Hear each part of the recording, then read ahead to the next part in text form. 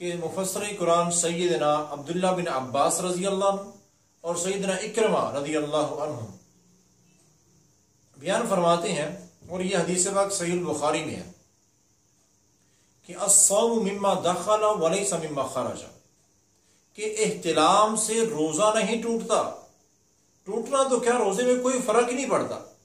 روزے کی حالت میں اگر کسی کو احتلام ہو گیا ہے تو اس پر غسل واجب ہوا ہے، بس وہ غسل کر لے۔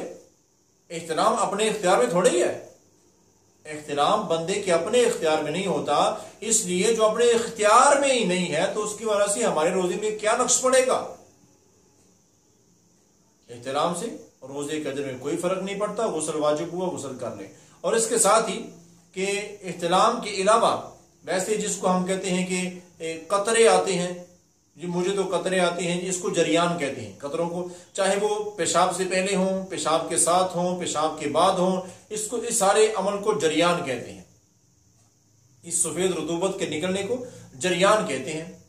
اب روزہ کیوں نہیں رکھتے؟ جی روزہ تو میں رکھوں لیکن مجھے جریان کی مرض ہے، قطرے آتے ہیں تو اس لیے روزہ نہیں رکھتا۔ بھائی جریان کا روزے سے کیا تعلق؟ کوئی فرق نہیں پڑتا ہے۔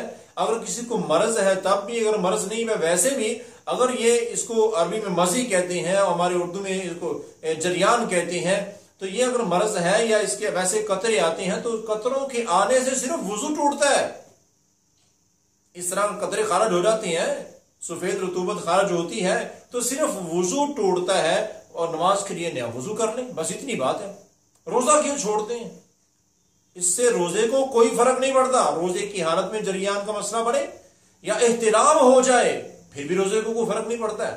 احتلام سے غسل واجب ہوتا ہے اور جریان سے صرف وضو ٹوٹتا ہے۔